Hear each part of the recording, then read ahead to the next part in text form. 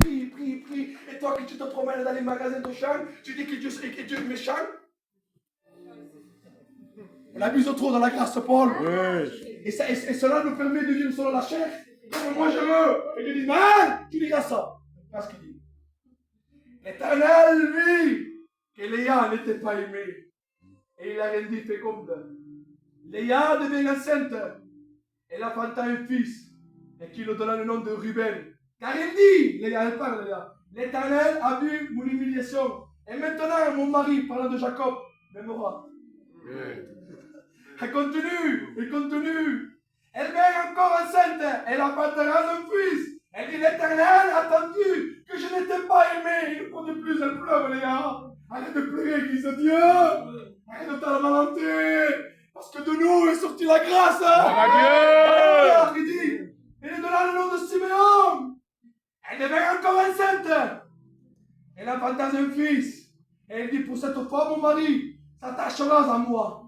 Car je les ai enfantés 3 fils. C'est pourquoi on lui donna le nom de Lévi. La descendance de qui? Le sacrificateur. Mais ça ne s'arrête pas là. Tu as vu que le sacrificateur, les Lévites, ils sont remplacés? Regarde ce qu'il dit la Bible.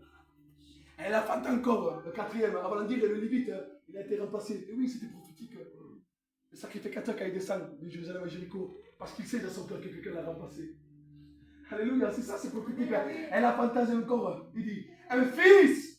Et cette fois-ci, il change la prière. Regardez, en premier, qu'est-ce qu'il dit? Seigneur, mon mari Jacob ne m'aime pas.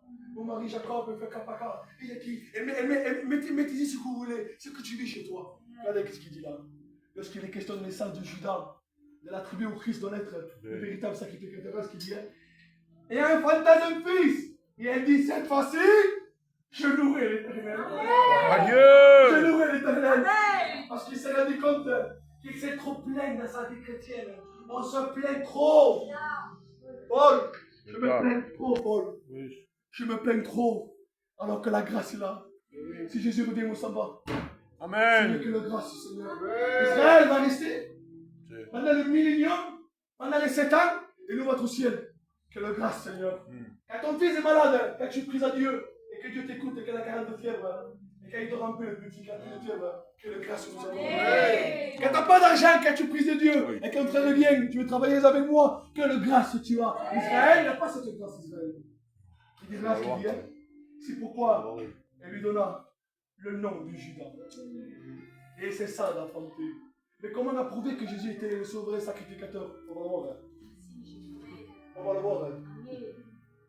Parce que les Lévites, pour remplacer le sacrificateur, il fallait qu'il meure. Et quand il était mort, Paul, l'ancien rabbin venait. Il le déshabillait. Et oui, le vêtement sacerdotal, Paul. Il est mort, il faut le remplacer. Il le déchirait. Il cherchait quelqu'un pour le remplacer. Mais Jésus monte à Jérusalem, lui. Et Caïphe voit Jésus.